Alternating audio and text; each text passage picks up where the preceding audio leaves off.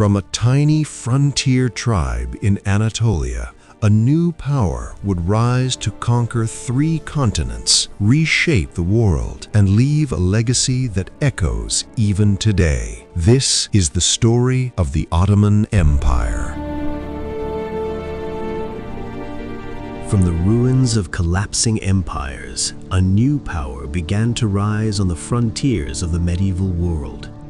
In the late 13th century, on the rugged borders of Anatolia, a small Turkic tribe laid the foundations for one of the greatest empires in human history, the Ottoman Empire. At the time, Anatolia was a fractured land. The once mighty Seljuk Sultanate of Rum had been weakened by Mongol invasions, leaving behind scattered frontier states known as beyliks. These border regions were dangerous, unstable, and constantly contested between Christian Byzantines and Muslim Turkic warriors. It was in this turbulent frontier that a leader named Osman emerged. Osman I, the son of Ertugrul, ruled over a small territory near the Byzantine border. His domain was modest, his resources limited, and his enemies many. Yet Osman possessed something far more powerful than wealth or armies: a vision. He saw opportunity where others saw chaos. Osman's followers believed he was destined to build a great state, and legends soon spread of his prophetic dream, a tree growing from his chest, its branches stretching across the world. Whether myth or reality, this story came to symbolize the rise of a new empire. Osman and his warriors, known as ghazis, were frontier fighters motivated by faith, loyalty, and the promise of land. They launched raids against nearby Byzantine fortresses, slowly expanding their territory. Unlike many rulers of his time, Osman did not rule through fear alone. He welcomed Christians and Muslims alike into his growing state, allowing local populations to retain their customs and beliefs as long as they accepted Ottoman rule. This policy of tolerance helped stabilize conquered lands and win the loyalty of diverse communities. By the time of Osman's death around 1323, his small frontier state had grown into a powerful regional force. But it was his son, Orhan, who transformed this warrior state into a true empire. Orhan inherited not just land, but ambition. He captured the city of Bursa in 1326, making it the first Ottoman capital. This marked a turning point. No longer merely raiders, the Ottomans became rulers of cities, administrators of trade, and builders of institutions. Orhan introduced coins, established markets, and created systems of governance that would support long-term rule. One of Orhan's most important achievements was the creation of a standing army. Unlike feudal forces that served only temporarily, this army was permanent, disciplined, and loyal directly to the state. This military innovation would become the backbone of Ottoman expansion. Under Orhan and his successors, the Ottomans crossed into Europe for the first time.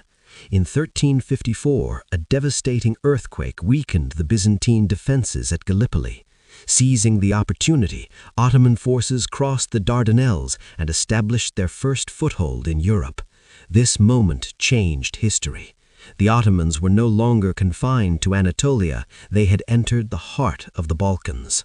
As Ottoman power spread across southeastern Europe, the empire absorbed lands in modern-day Greece, Bulgaria, Serbia, and beyond. Cities fell, borders shifted, and the balance of power in the region changed forever. But military conquest alone was not enough to build an empire. The Ottomans needed structure, unity, and a system that could govern vast and diverse populations. This structure came in the form of one of the most sophisticated state systems of the medieval world. The Ottomans developed a centralized government where loyalty was directed to the Sultan rather than to local nobles. This reduced internal rivalries and strengthened the authority of the state. One of the most unique institutions of the empire was the devshirme system. Christian boys from the Balkans were taken, converted to Islam, educated, and trained to serve the state. Many became Janissaries, elite soldiers, while others rose to high positions in government. Though controversial by modern standards, this system created a class of officials whose loyalty was to the empire alone, not to family or tribe. The Janissaries became one of the most feared and effective military units in the world. Trained from a young age, disciplined and equipped with the latest weapons, including early firearms, they gave the Ottomans a decisive edge over their enemies. By the early 14th century, the Ottomans stood as a dominant power in both Anatolia and the Balkans. Yet their rise was not without setbacks. In 1402, at the Battle of Ankara, the Ottoman Sultan Bayezid I was defeated and captured by the Central Asian conqueror Timur, also known as Tamerlane. The empire seemed on the verge of collapse. For more than a decade, the Ottoman lands were divided among rival princes in a civil war known as the Ottoman Interregnum. Many believed the empire would not survive. But against all odds, the Ottomans reunited under Mehmed I, who restored order and rebuilt the state. His successors continued this recovery, preparing the empire for its greatest achievement yet. That achievement would come in 1453. For more than 1,000 years, Constantinople had stood as the capital of the Byzantine Empire, protected by massive walls and legendary defenses. It was a symbol of Christian power and Roman legacy, and many rulers had tried and failed to capture it. But Sultan Mehmed II, only 21 years old, was determined to succeed where others had fallen short. Mehmed prepared for the siege with extraordinary precision. He strengthened his navy, built a fortress on the Bosporus to control access to the city, and hired a Hungarian engineer named Orban to construct massive cannons capable of smashing the ancient walls. These cannons were unlike anything the world had seen before. In April 1453, Ottoman forces surrounded Constantinople. For weeks, the city endured relentless bombardment. The defenders fought bravely, but their numbers were small and their resources limited. In a bold move, Mehmed ordered his ships to be dragged over land on greased logs, bypassing the chain blocking the harbor and attacking the city from the rear. This maneuver stunned the defenders and broke their final hopes of holding the city. On May 29, 1453, Ottoman forces stormed Constantinople. The city fell, and with it the Byzantine Empire came to an end. But Mehmed did not destroy Constantinople, he transformed it. He made the city his capital, renamed it Istanbul, and set out to rebuild it as the center of a new imperial civilization. Churches were converted into mosques, new palaces were constructed, and scholars, artisans, and merchants from across the empire were invited to settle in the city. Istanbul soon became one of the greatest cities in the world. The capture of Constantinople marked the beginning of a golden age for the Ottoman Empire. Under Mehmed II and his successors, Ottoman territory expanded dramatically. The empire absorbed much of southeastern Europe, the eastern Mediterranean, and Anatolia.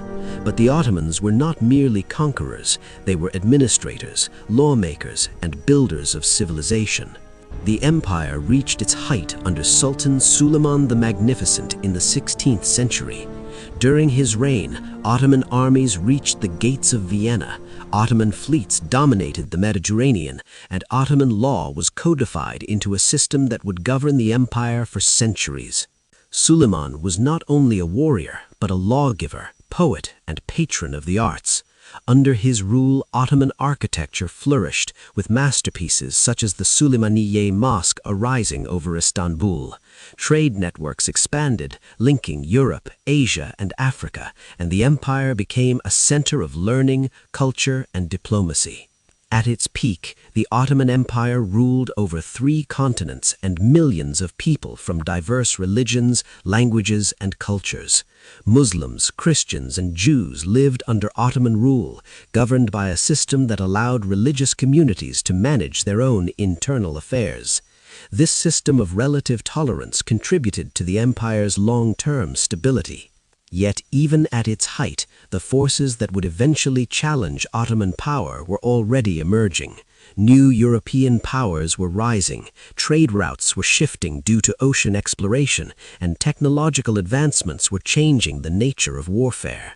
The empire's vast size, once its greatest strength, would also become a challenge to govern effectively.